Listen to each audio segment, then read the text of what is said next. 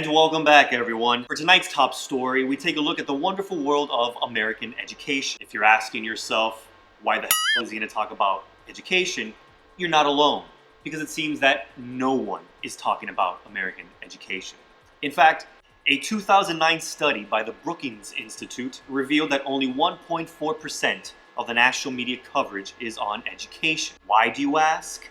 I really have no idea. I just hope the media continues to quench my insatiable thirst for the Kardashians. Oh God, please, please, I need to know what the name of Kim and Kanye's second child is going to be. I'm really hoping it's South by South.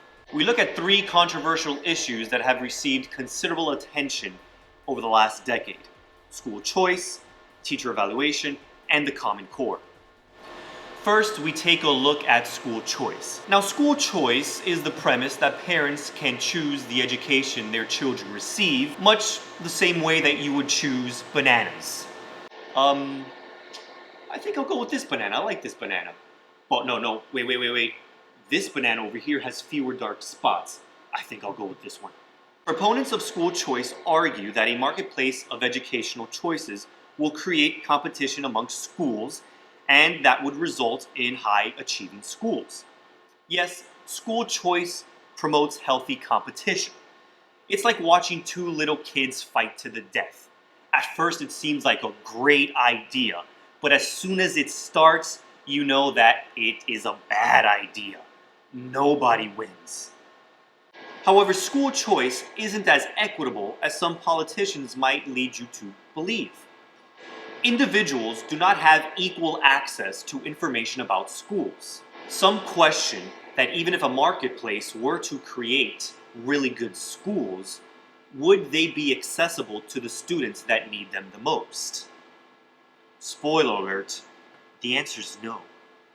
A further problem with school choice is that a portion of their funding is being siphoned off and given to charter schools. Public schools are then caught in a catch-22 where they are told to improve their academic performance while their funding is being cut and given directly to their competitors. For more on the topic of school choice, we turn to our senior education correspondent, Mike Asensio.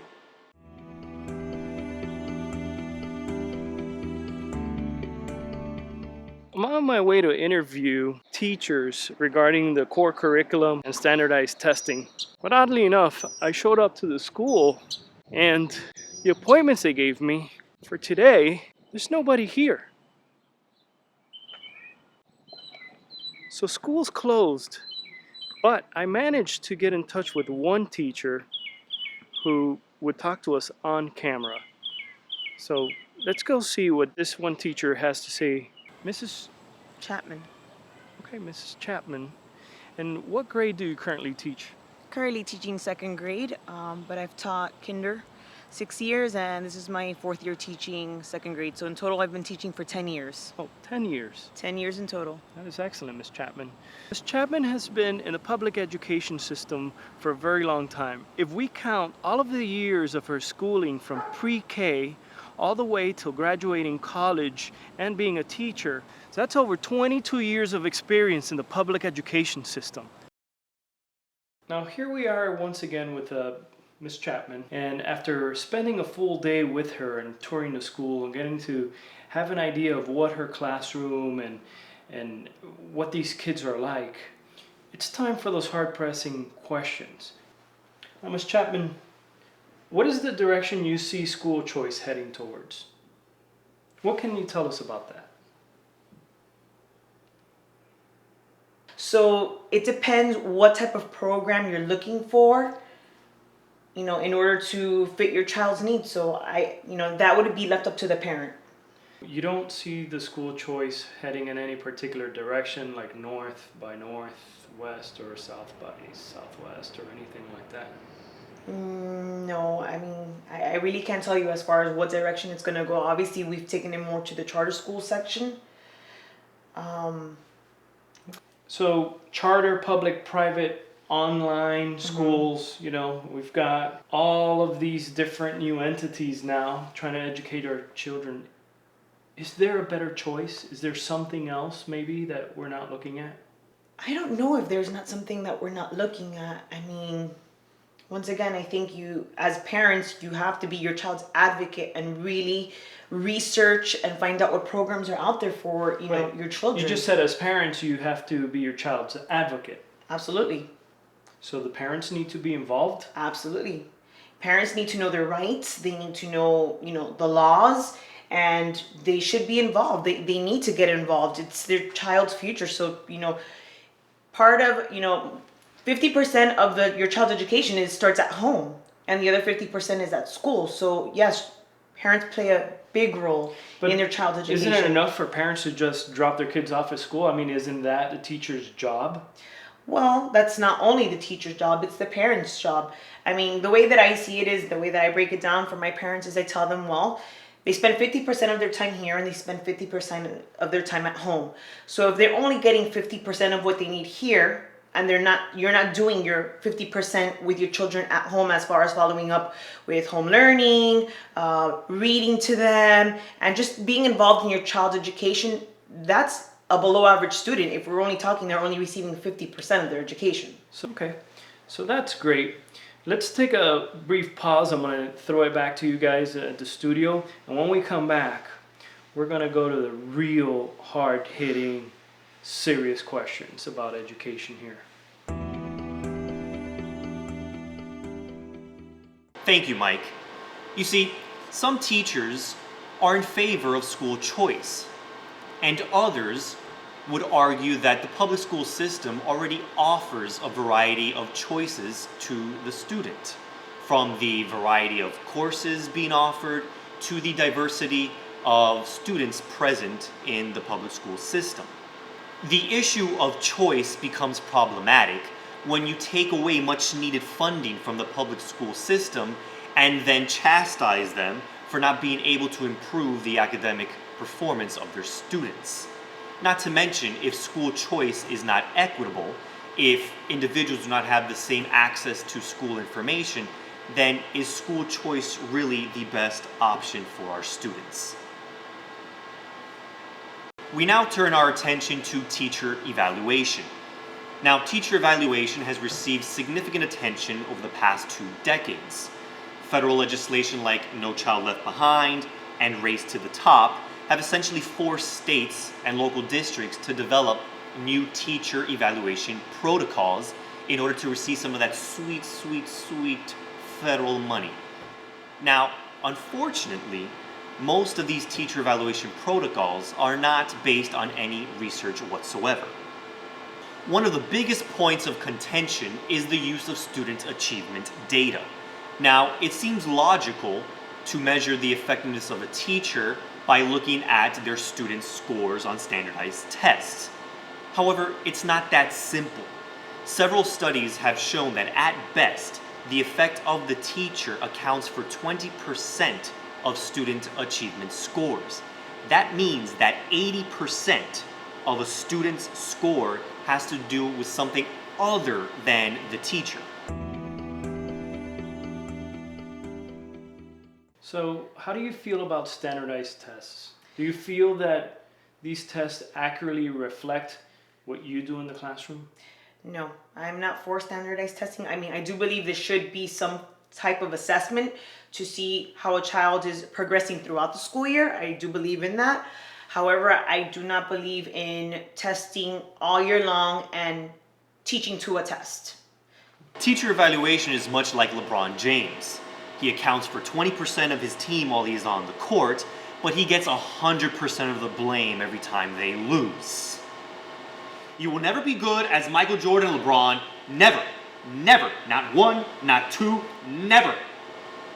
Oh, who am I kidding? Why did you have to leave Miami, LeBron? We need you. It cannot be beneficial to teachers or to students that the formal classroom observation, the method used to identify and improve upon the weaknesses of teachers, is dealt with the same gravitas as having to explain to your significant other why your mother has to stay with you for a week. Baby, please, please, please, just hear me out on this one, okay? We just have to make it through this 1 week with my mother, and after that, it'll feel as if she was never here. Okay, let's check back with our senior education correspondent, Mike Asensio.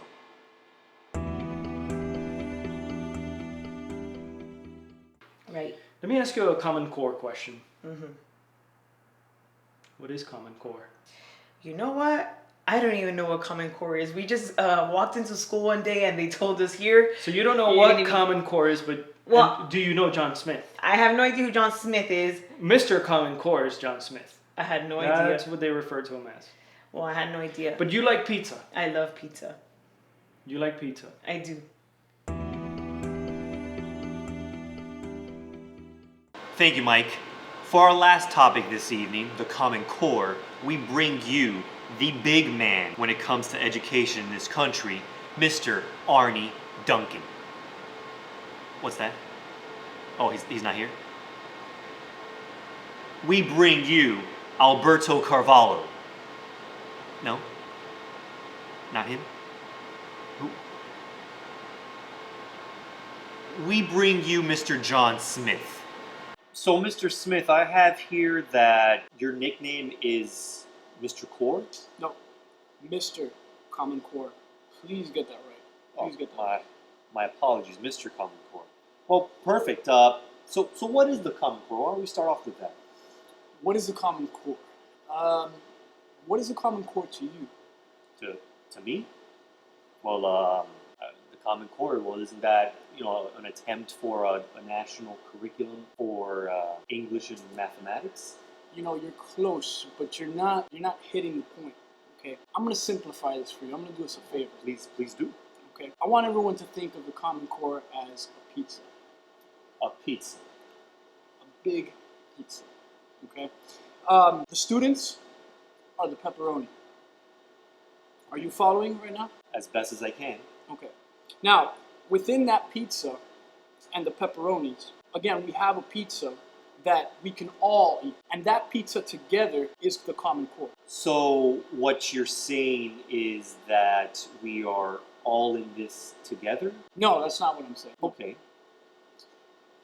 Where do you like your pizza from? Papa John's, Domino's, charter schools, public, Papa private? John's. Papa John's. I like Papa John's. Okay. The little garlic sauce that they bring. It's always delicious. I want you to think of the garlic sauce as math and reading. Does your pizza taste better now? It tastes quite delicious, actually. Really? Yes. It's very interesting that you say that. Very interesting. Because a lot of people like their pizza like that. Okay? Are you following along? You sold me on the Common Core. Are you sure? It Yes. seems like you don't understand what I'm trying to tell you. Well, if it's a pizza filled with children that I can eat and smother in garlic sauce, then the Common Core it is. No, now you're not getting my point. Now you're just acting like a cannibal, okay? And you're eating little children. This is not where I was going. Not where I was going, no. Okay? Let's go back to the basics. Again, what is Common Core? Well, that's why I have you here to explain to us.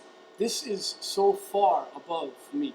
You're down here and I'm up here, and let's not play this game anymore. I tried simplifying it for you, but it seems like you're not getting it. Common Core is a core. It's a core that is common to all of us.